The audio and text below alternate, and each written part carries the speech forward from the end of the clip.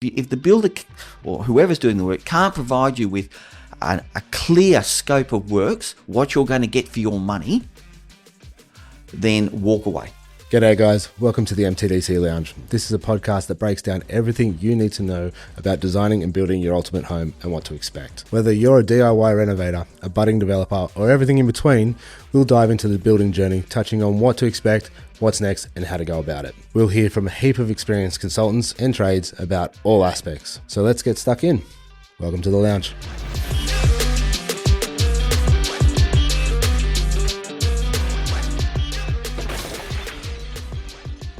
G'day guys, and welcome to another episode of MTDC Lounge. Today we've got a very juicy episode today. We've got Mark from Houspect. Houspect. And you're an inspector, you're a house inspector. That is one of the things I do. Yes, I do inspect houses. I do lots of other things as well. Perfect. Well, what we're going to do today is we're going to go through all of those things that you kind of do, and I'm going to ask you a bunch of questions about what our clients or homeowners can actually start to watch out for, and how they can kind of establish themselves a better built house and I guess a better relationship with their builder. Sure. So first things first, who are you? What do you do? Well, I'm Mark Colecliffe. I'm 60 years old and I've been in the building industry since I was 14 and 9 months, which is the earliest you could start work back in the 80s. Yeah. And I couldn't start my apprenticeship until I was 15, so I did 3 months of sweeping the floors, and then I started an apprenticeship as a cabinet maker. And I worked in a very small town called Lemon Tree Passage, which is in Port Stephens. And at that time, the gentleman I was employed with, he was a builder, and we built everything. We dug the holes for the footings, we poured the concrete for the footings, bent up all the mesh, and it was just him and I. So it was a very intimate building experience that I started during my apprenticeship, and we were the only joinery shop in town, and we ran the hardware store. So it was a very diverse start to my building career. But in between all that, we built kitchens. That's incredible. And one of those things, I mean, back in the industry throughout the 80s and 90s and all your bits and pieces, built with a bit of passion. Oh, absolutely. The old boys that used to build on site back in those days, they came out with the intention to build right, and everything was done. It was a very different industry. And there's a fundamental difference between the way we built then and the way we build now. It was an intimate experience. You knew what you were building and you took ownership of it. And it was small crews, and we generally did most of the trades. Whereas now it's so specialised, you even have a person who comes in and just puts silicone around the tiles. That's all he does, all day, every day, And I'm also a qualified carpenter and joiner, which means I can actually do all aspects of carpentry joinery, whether it's build a window frame or put up a bit of formwork, whereas now carpenters have specific areas. They are qualified as a formwork carpenter or a joiner or a roofing carpenter, whereas my training included all of those aspects. Yeah. And which then leads on to, I guess, why you've become an inspector. You've known the quality, you've sat in the quality, you've been bred by it. And so right at the end here, you've decided to lead into the inspection of the end result. Well, that's certainly one way of looking at it. I got old. Yeah. My body doesn't like to lump big pieces of timber around anymore. And so it was about transitioning into a career that was more gentle on my body as much as anything. And I still build. I'm still a builder, an active builder, but now I only do smaller extensions and renovations rather than full-blown builds. So, and I do that because I want to stay in touch with the whole industry and to maintain a level of fitness, because frankly, sitting in your car all day driving between houses isn't good for your health. No. And it keeps me relevant and current. Yeah, that's it. So what? So at what point, when moving into the inspection realm, like, at what point did you say this is what we're going to do, and when is it important for clients to even consider using an inspector? Okay, so we're talking about the residential industry now, because I do a lot of industrial and commercial inspections as well.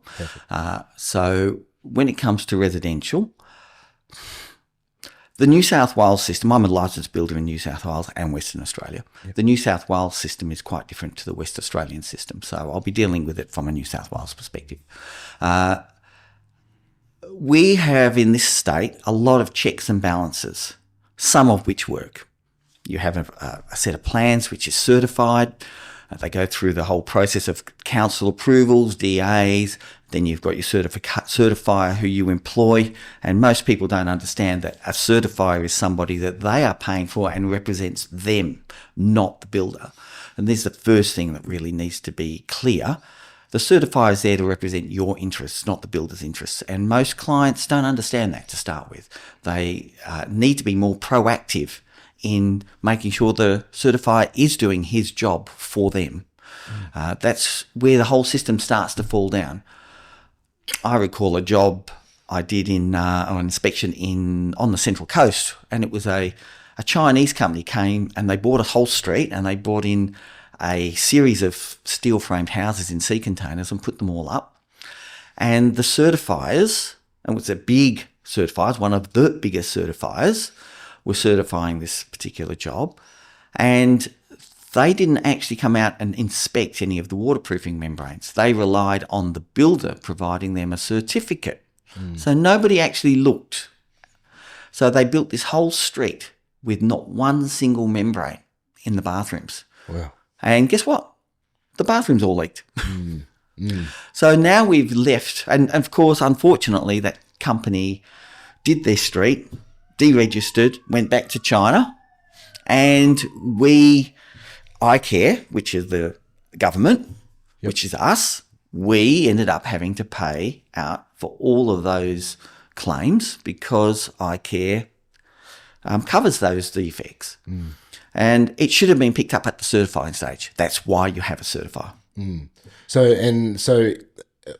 ignoring the certifier situation for a hot minute, when would you get involved? Like, can a client call you and say, "Hey, I think the builder's doing something wrong or something's not"? Absolutely, and to that end, we are there to give peace of mind or tell them that they've got genuine concerns. What's best, the best possible result is we can go back to their client and say, "No, this is actually what you're supposed to see. It's normal," and let the building move on.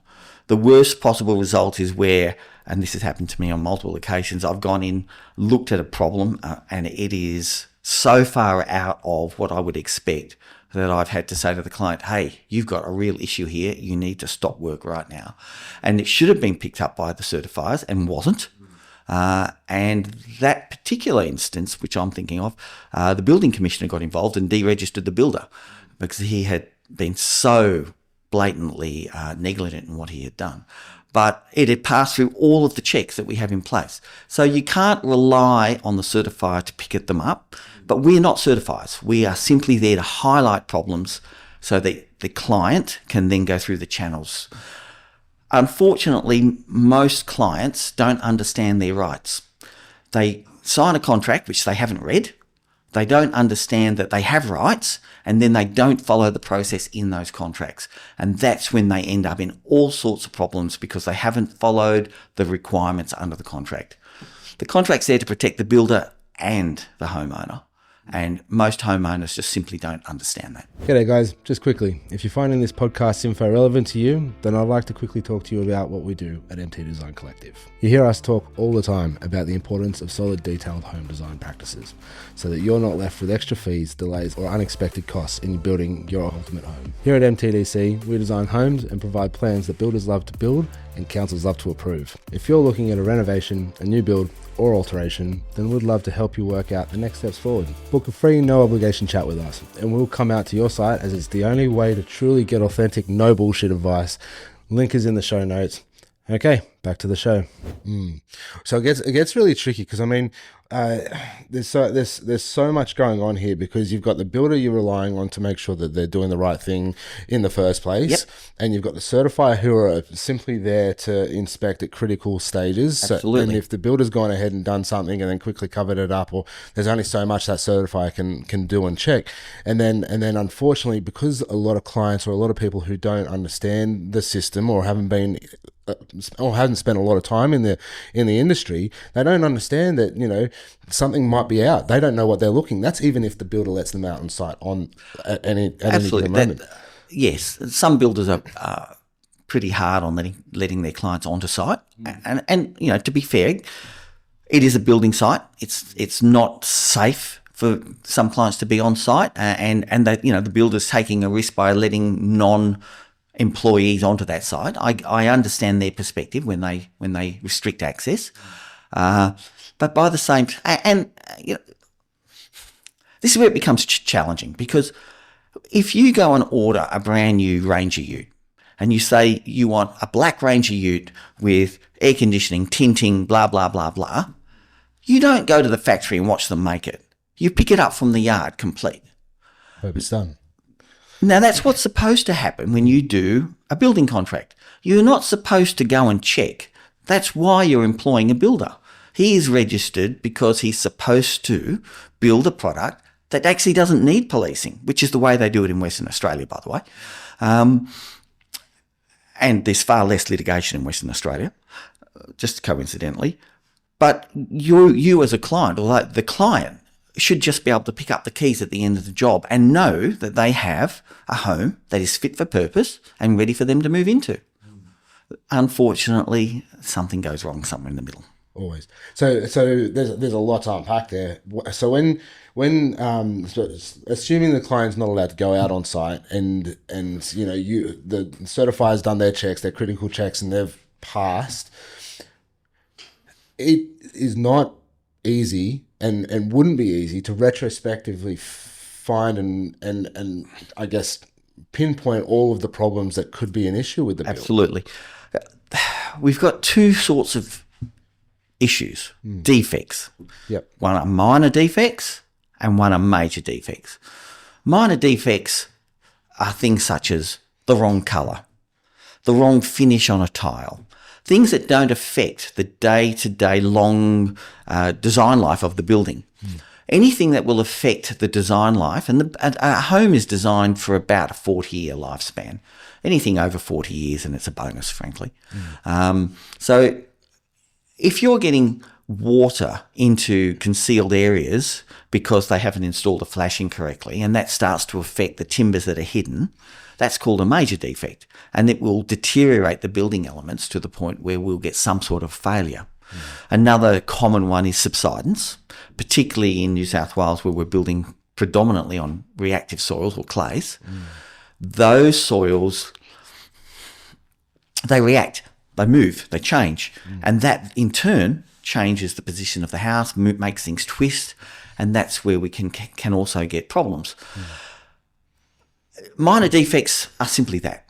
They're just minor. They don't affect the day-to-day use. The major defects are the ones which we can't see, and they're the ones that we need to ensure are caught before the whole thing is covered up. And that's not always happening. No, it's not always easy. No, it's not always easy. So so there's a big portion here that I guess we're going to talk about, and it could turn out to be a massive conversation. But so you mentioned quickly iCare, and iCare is basically the first stop, other than a lawyer. So iCare is the first stop to say, hey, listen, something's gone belly up, ish. And then there's depending on the contracts and all the bits and pieces around, then there's kind of like a progression space where you go from the iCare to the building commission, and because the iCare is not iCare, there's no the building commission's now turned into like a Service New South Wales system now that's specifically pinpointed for the building elements. So there's a whole department there. Do you want to walk us through kind of the step-by-step process for a client or for a system to manage this process at all? After trying to work it out with the builder. That's your first point of call. And that in itself is challenging. I mean, you've got 6 years for major defects. Minor defects, any cracks, any minor cracks, and most people don't understand what a crack is. Like I've been this morning on my way here, I stopped in at a client's property, and it's a rental property. She lives in Sydney. Her tenant sent her photos, and there's a door that's come off, and it makes it look like there's been a lot of settlement because the door wouldn't close properly. There's some minor cracking, and she's thinking the whole building is falling down. And the photos I saw, I can see why she said that. Now, what I said to her, the first thing I said is, call the builder. And with a minor defect, you've only got 2 years. This is at 6 years. Now, 6 years is the time for major defects, and they're the ones we have to catch. The major defect, so she phoned up the builder, and it was 6 years and 3 days. And the builder said, you phone the builder, try and get a resolution. Sorry, you're out of warranty. Wow. 6 years and 3 days. Now, the problem had been there a lot longer, but it was only identified at that point. And that's your first challenge, isn't it? The builder, for me, 3 days, really? So what happens then? In this instance, we got lucky. She was overreacting, and it is only minor. But let's assume that it wasn't a minor defect and it was a structural problem. What happens then? 6 years, 3 days. Okay, well, in theory, the builder is absolutely correct. He's got no responsibility after that time. But that's changing. The building commissioner is trying to change that so it becomes 10 years. And that includes retrospectively making it 10 years. So even if you did the work 7 years ago, you could still make a claim. Now, that will help in certain circumstances. Yep. So we've got a defect. We've identified the defect. Now, iCare will only get involved. Again, it's outside of the warranty period for iCare. They won't want to know about it, which then puts it back onto you. And using our wonderful system that we have in place. Do you really want me to go down that path? Let's go. Okay. So if we start down the legal process, we're going down the rabbit hole. There are 4 winners when it comes to the legal stuff. 4. Yep. That's the 2 lawyers and the 2 building experts. Everyone else loses. Yep. Now, I'm a winner because I get to do the expert reports. Yep. And unfortunately, I get the clients, and as an expert, I represent the builder and the homeowner. I get these clients who do it as a matter of principle. And I understand that, and I think that's awesome that they're prepared to hold these people accountable. There's a lot of money involved. But you can't eat principles. And if it's going to cost you $25,000 to fix a $10,000 defect, why even start? Yep. So there's your first thing you have to assess. How much is this in real terms going to cost me? Bearing in mind, and I don't want to be too judgmental of our legal system, but lawyers have one agenda, and that's to charge hours. That's not about doing it in an economical way for you. It's about how they can bill you. And that means that they will rack it up any way they want to. And they do.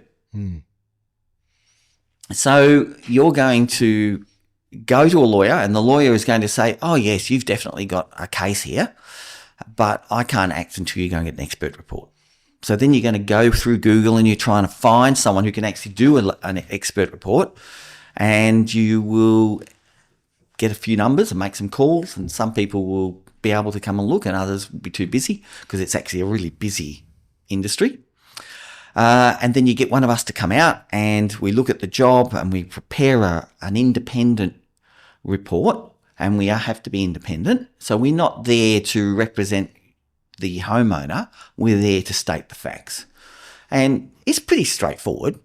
If something is not built correctly, we can physically measure it. There's a set of standards that says that wall can only be 6 millimeters out of plumb over 2 meters. The fall on the tiles has to be a certain amount. Water can't enter the building, etc., etc., etc. So we can physically measure any defects.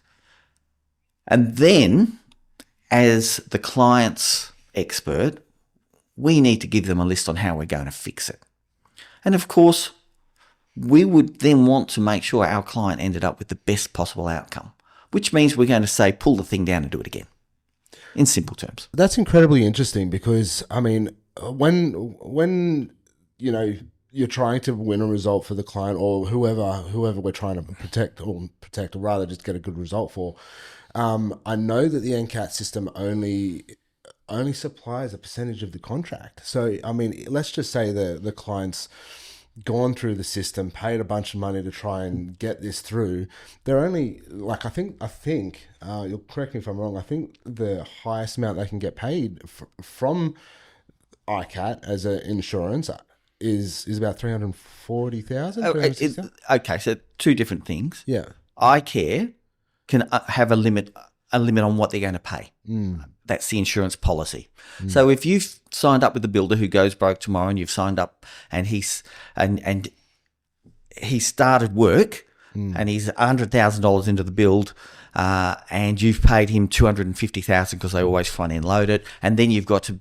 So you lose your $250,000, but you've got to finish the house, which is going to cost you an extra because a builder's going to come in and want to charge more to pick up the pieces. They're only going to give you $350,000 flat. That's it. Yeah. Approximately. NCAT. NCAT's the step after iCare. NCAT is different. Yeah, that's a court, but it's a tribunal. It's not a court. Yeah. They have a different agenda. Yeah. They don't want to give you money. And most people who have had a disturbing encounter with their builder don't necessarily, I mean, I just did one recently. I was the builder, but the lady who was the client, who was not my client, the actual person taking the hearing, single mum with a child, and felt very uncomfortable with this builder coming to the home to do works. Because of the friction and conflict that had been there. And I fully understand that. So she wasn't looking for the repairs to be done. She wanted a monetary outcome so she could employ whoever she wanted. Unfortunately, NCAT doesn't really take that into consideration. First and foremost, they will give the builder the opportunity to go back and fix it. If the builder fails to perform, it's another one. So you've paid all this money to your lawyer to get you a result. Yay, we've got a result.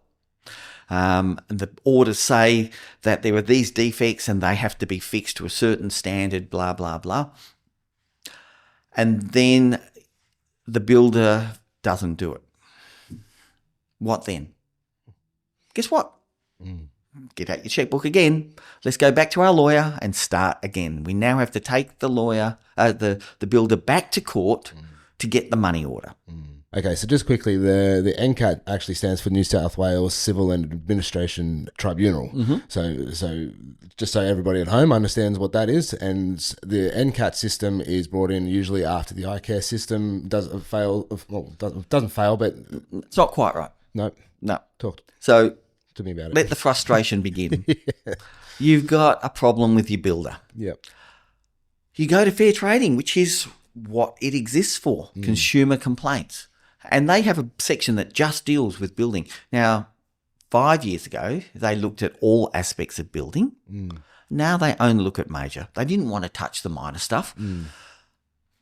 Why not? I mean, you're not going to take a minor issue to NCAT because it's not viable. So who are you going to take minor issues to if you can't take it to fair trading? So let's go to fair trading.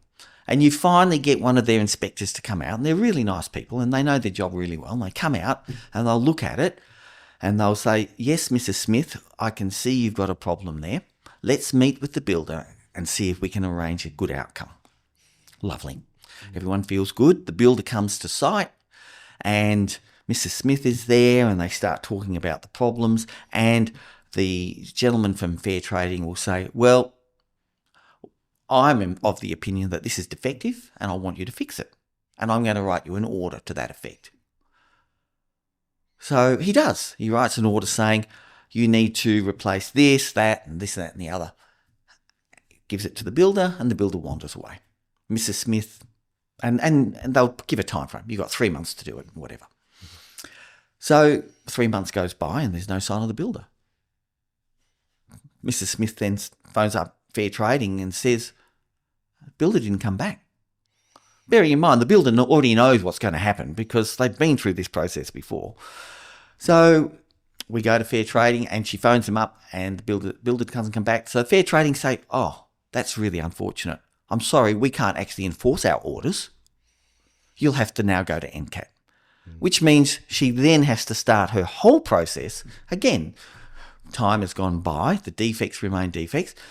Now, the other mistake so many people make is they get so frustrated, they fix the problem themselves. Hey, and I get that. But guess what? If you fix the problem, it's no longer a problem. I can't report on something that's already fixed. So if you fix it, there's no claim. So you either have to make the decision early on to just suck it up and move on, or live with the problem until it can be dealt with. And we're talking, this will take 18 months to 2 years. At least. And it's a bitter pill to swallow. It's a real bitter. It's a really frustrating process, an expensive process, and it does not support the homeowner.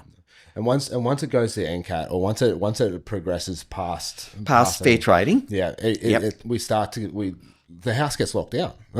Basically, you can't do anything to it. Can't touch it, and then the lengthy process, whether it be 6 to 2 to 4 years, nobody can touch that house until we've got an outcome, or the proceedings are dropped. Yeah, and nobody knows that. And that's incredible. Like, I mean, because no one knows that, Mrs. Smith, she's got this lovely house, or she's spent all this money, and unfortunately the builder's done her wrong, and then she goes, well, you know what, I need something done, I want something done, not knowing that this is the process. She has to call iCare, and then she has to go to NCAT. iCare won't pay out until iCare won't pay out until the builder's lost his job, or loses his license, goes bankrupt, or some other, won't touch it, and then the NCAT process starts, and then once the NCAT process starts, and let's just say the builder wants to make things really difficult, he can just drag it out. He just go, take me to court. I had a builder who, this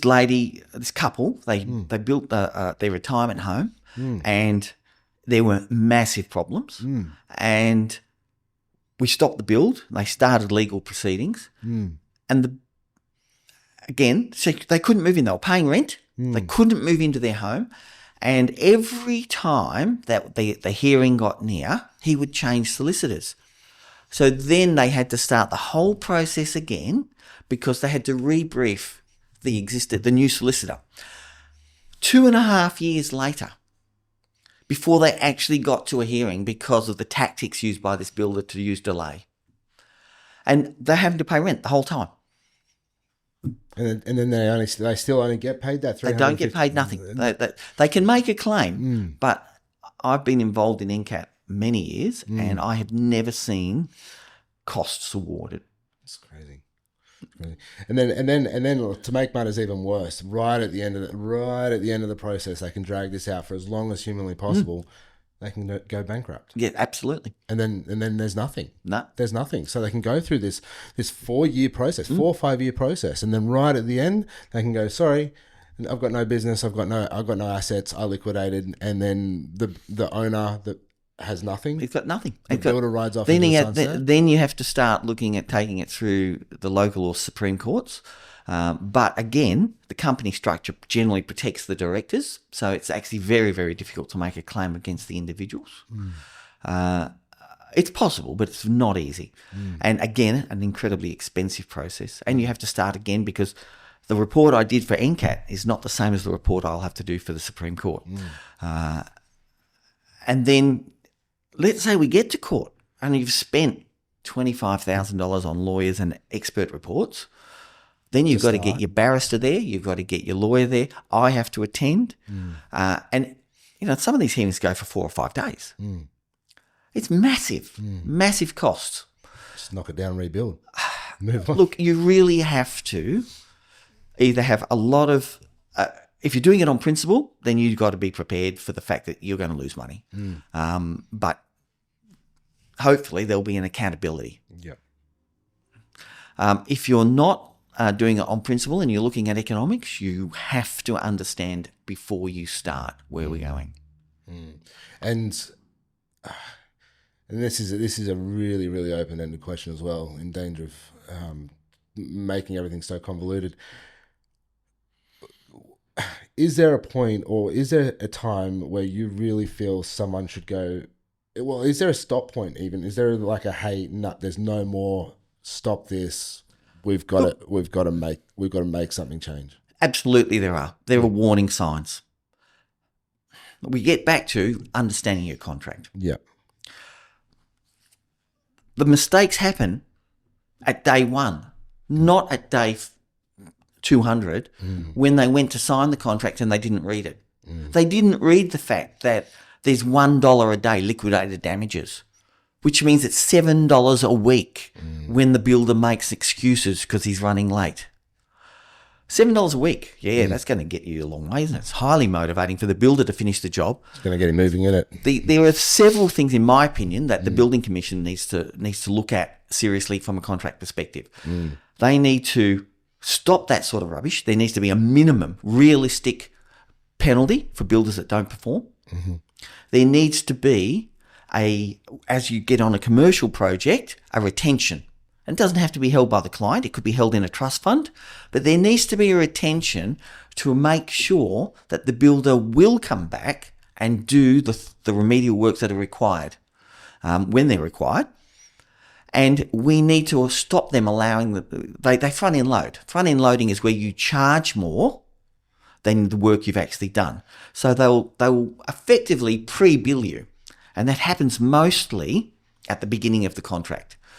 So you get towards the end of the contract and there might be $30,000 left in the kitty to put in the kitchen, the bathrooms, and all of these other fittings, which are clearly going to cost more than $30,000. But they've already sucked the bulk of the money out of the job. Then they're moving on to the next job because there's no money left in this job. So then they delay the outcome because they don't, it's not money. We'll just go and do the high-end stuff. And we need to a system that holds the builders accountable for doing that as well. It's important to note as well. It's not all builders. It's not all builders that do this. It's just a couple that I feel like hopefully they're going to start weeding themselves out. Most builders do this, but to differing degrees. Right. There's also currently a push. It's all about money. Yeah. It drives me mad. There's so much greed. There's some good builders, don't get me wrong. But ultimately, they're there to make money. Now, how they cannot make money in this day and age is beyond me. The rates they are charging are just exorbitant. But you can't give a supervisor 20 homes to manage, and he has to visit every home every week and give them to him from Cessnock through to Port Stephens through to Gosford. And he gets to every job every week and spend one day in the office doing admin. So he's got 4 days to get to every site. He's got less than 1 hour per job per week when you include travel time. There's going to be a problem. Something is going to suffer, and that will be your project. Let's get realistic about it. Let's get supervisors doing more localized jobs, less of them, so they can do their job correctly, and proper supervision. Is there an answer to that? Do you think there's like an outside business or system that can be kind of implemented to help that? Well, that's what the certification system was partly about. Right. Taking some of the load off that because they do the critical checks. In the old, before supervisors, there were licensed builders. And we turned up to site every day and we put nails in the bits of wood and we checked it all as we went along. So there was day-to-day checking based on our qualifications and experience. So things didn't slip through the net. The problem now is I can remember one case where a major project builder, I went to site, the slab was down, they started building the brickwork, and I pointed out that the minimum cavity sizes weren't reached. They have to have a minimum cavity size of 30 mil, but it's normally 50 mil. These were down to 20 mil with the cavities. Very, very small. And that affects the performance of the retaining of the walls, moisture in the walls. We pointed that out to them at one of our pre-inspections or staged inspections, and they chose to do nothing about it. We can't enforce. This is one of the problems. As an inspector, I can't enforce anything. All I can do is say, that's not correct. It's then up to the homeowner to push his barrow and say, you can't do that. He shouldn't need to, by the way. They should just build it correctly in the first place. So I go there for the next inspection. I'm still able to see the retaining, the wall, and they have done absolutely nothing to fix that problem. So I reported again. This problem still exists. Are you going to do anything about it? Homeowner writes to them and advises them, goes on. 4 inspections later, we can no longer access it. We know it hasn't been fixed. What are they going to do now? Where does it become okay and not okay? Is it 1% over the tolerance is acceptable, but 5% isn't? Is 10% okay and 20% isn't? Where do you stop? Now, on its own, that defect may or may not have an adverse effect on that building long term. But they knew about it, they chose not to act on it and put their head in the sand and hope that it would go away. It gets to a point where it's too hard to fix. They should have just fixed it at the beginning, which is what happens in the old days. We went to site, there was a problem, we fixed it and we move on. That does not happen anymore. They just cover it up and move on. Put a Band-Aid over it. Yep. And then hope it doesn't become a problem. Or it becomes a problem 10 years later and then they don't have to deal with it. That's right. Yeah. There was a building out at other side of Roman Terrace, just this side of Roman Terrace, near the new hospital, Maitland Hospital. In that area there's a heap of new subdivisions in there. And another major builder, I went and did an inspection on it. There was clearly some structural defective initial works. And in this instance, the homeowner was an engineer and he held them accountable and they kept on building. They ignored him. And in the end, they basically had to knock it down to slab level and start again. They had the roof on, they were ready to move the people in, and he said, nope, you knew about this, you failed to act, you need to remedy it. And so instead of it being a simple fix, a big fix. It became a massive fix. And this is where builders fall over. It's not that they not make enough money. A very simple case. My nephew had a big home built by another major builder. They finished it all. He moved in. There were problems. $80,000 worth of remedial works later, they were able to move in. Now, I don't care how much margin you put on a building. If you allow the building to go ahead and have to go back and do $80,000 worth of remedial works, you're not going to make money. No way. They're not going broke because they can't afford it. They're going broke because they do poor building and then they have to come back and fix it.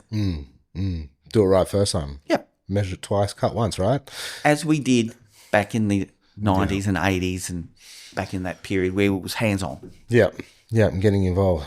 Oh, well, mate, I could talk to you literally all day. I've got a massive list of stuff that I want to ask you, and I can honestly, we'll have to get you back. And I dare say after this one goes out, I dare say there's going to be a lot of questions. There's going to be a lot of talk about it because I think this is at the very heart of, I guess, the industry and what's going on. There's a lot of problems. There's a lot of things that need to kind of be addressed. And our recent conversations and our recent podcasts have all been about communication and making sure everybody's across everything. And you know what? Once everybody starts communicating and once everybody starts talking, even though they're not building like the old boys used to build, if everyone's talking, then everybody's got that same level of knowledge, I guess. Look, I think we just need a fundamental shift in attitude. We need people to care again. Absolutely. I If couldn't agree they with you more. actually cared about, if the pressure came off financially, where subbies were paid an amount, well, they do get paid a fair bit actually, but if they were paid an amount where they could actually do the job they're paid to do, instead of taking shortcuts to try and make a bit, then there would be no need for supervision or less need for supervision. It would be a much better process for everyone. Homeowners would get what they paid for. There would be less mistakes made. And the process would be a lot cheaper for everyone. A bit of care. Like I think a bit of care, a bit of pride about what everybody does. And you know what? I think it would make the industry so much better to work in. Yep. Having guys that rock out to site or certifiers or planners or designers or engineers, everyone in the industry is not, off the table. Everyone has to be held accountable. Everybody has to have pride in their work. Everybody has to do their bit to make sure that the client's being looked after. And I think absolutely, and that we have buildings that are going to stand the test of time. I think so, and I think that's such a thing that's just been kind of lost. Dare I say it? Because of COVID, I think it's just kind of pushed all of these guys out thinking, hey, I can do this job, and then all of a sudden we've just got this massive influx of all these new people thinking that they can do. There are so many people who are unqualified, ill-equipped, and simply just don't have the knowledge to do what they're doing. It's very frustrating. The reality is this: building a house is not like it is on the block. No. You don't go in and build a bathroom in 4 days. You've got drying times on cement products, you've got drying times on membranes, you've got to let things, pre-order things, then you've got to get the labour in there. You can't put 6 guys in a bathroom and expect them to be working over each other. That is not how it works. So it takes time. We have to accept that. So let's forget about the block stuff and trying to push it out the door. Let's take a deep breath and say, yeah, okay, let's do smarter. In your opinion, Mark, what do you reckon is the let's nail it down to like the 4 biggest red flags that you can find with a builder? Wow. Lack of paperwork. Okay. The amount of times I've had to front up at clients and they've said, well, we've engaged this person to do this work, whether it's a new extension, a patio, a bathroom. And I've said, okay, no problem. So what's the problem? And they explain that the tiles are not what they thought they were going to get, or that the building is too low, or it's not what they expected fundamentally. So I said, no problem. So let's talk about where the quote is so we can have a look at what they were supposed to provide. And they will tell me, well, we don't actually have a quote. Well, we've got some text messages though. And so the text message says, yeah, we can come and do that job. It'll cost you $620 whatever, or it might be I've seen this for $50,000 jobs where they send a text message saying it's going to cost you $50,000, and there's nothing more. So they start the job and it all goes pear-shaped because there is no documentation. So the first thing is make sure you have documentation. If the builder or whoever's doing the work can't provide you with a clear scope of works, what you're going to get for your money, then walk away. Okay? Now, the next thing is make sure they are licensed to do what they're telling you they're going to do. Whether it's build a full building or whether it's to do a bathroom, it's simple to do a check. Make sure they are licensed to do it. We can Google that check too. Yeah, it's just the New South Wales Fair Trading. Has all of that information. It's free. So then we get there and the excuses start, or the cost overruns. Now, if you have engaged someone to do what you thought was a complete job, then you wouldn't expect there to be cost overruns unless you choose to change something. If you choose to change it, then it's open slather. But if you're going to get a certain thing done and it's documented as such, then you would expect that to happen. It's when they come back to you early on and they say, oh yeah, well this cost a bit more than I thought it would. So we're going to need a little bit more for this, and we want that now before we can move forward. Or they say, I need you to pay this bill for the progress claim, which is for lock-up, but the building isn't actually locked up. I mean, it's pretty simple. Lock-up means lock the door, secure. If it's not at that stage and they claim it, then you need to say, well, no. And that's where most people go wrong. They simply get bullied. A lot of builders bully. And you need to be able to stand back and be prepared to use your contract to fight your battle for you. This is when the contract, this is when I have to pay you when it's locked up. This is the clause.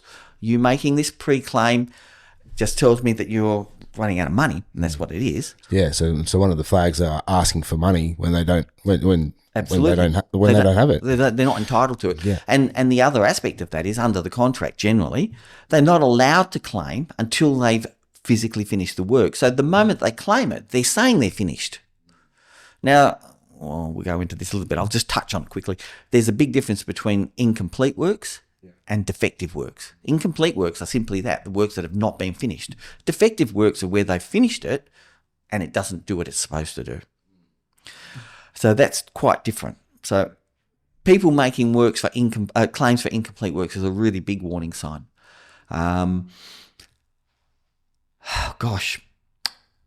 Poor quality. Like I had a plaster come to one of my sites not that long ago, and to do some ceiling, wall flushing and things like that.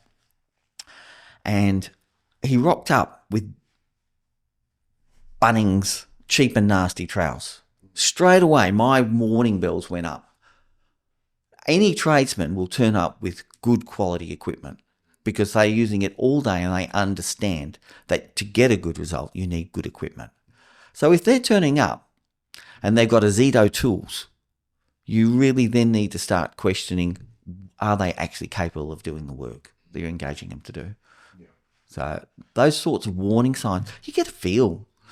Even you don't expect tradesmen to dress up with a tie, but if they turn up in thongs. So we want to make sure. So we want to make sure that they've got a healthy quote, or they've got a good communication style. They've got documentation showing everything. You want to make sure that they're they're licensed and the credentials are sitting where they should be. Yep. You also want to make sure that one of the warning bells or one of the red flags are asking for money up front. Yep. And they're not. They're stepping outside that contract, I guess, without the variation conversation or the quotes. Absolutely, variations are really they're inevitable. And you have to make sure that you understand the process for variations, and that goes for time extensions too. The documentations in the contract are very clear. Make sure that the builder follows the requirements in the contract. It's too late after the case. Get in early. If they want to make an extension of time claim, then they need to do it in a set way. If they don't, call them on it. So you're not following the contract, because guess what? The moment you don't pay them on time, they will use the contract against you. So you need to understand that that's your weapon as well as theirs. And I think present builders, like people like the builders who are going to be on site or going to be available, it's just a communication thing. Communication. Yeah. So many of these disputes happen because there was poor communication. Builders, there are many different levels of builders, and some of them are really clear and open communicators, and some are not. A lot of the builders, get their licenses now by just sitting a course for 6 months. Yep. Pay a fair bit of coin. They've got themselves a license, and then they go and subcontract everywhere. That's right. And I mean, and that works if you've got good subcontractors. Yep. But if you don't know what you're looking at, that's when they get in trouble. Yeah. Some have just become just salesmen. Yep, that's right. Just quick talkers, salesmen, and then they're just relying on their subcontract. And they're relying on you putting down a big deposit. And that's the other thing. There are fair trading has very specific requirements when it comes to things like deposits.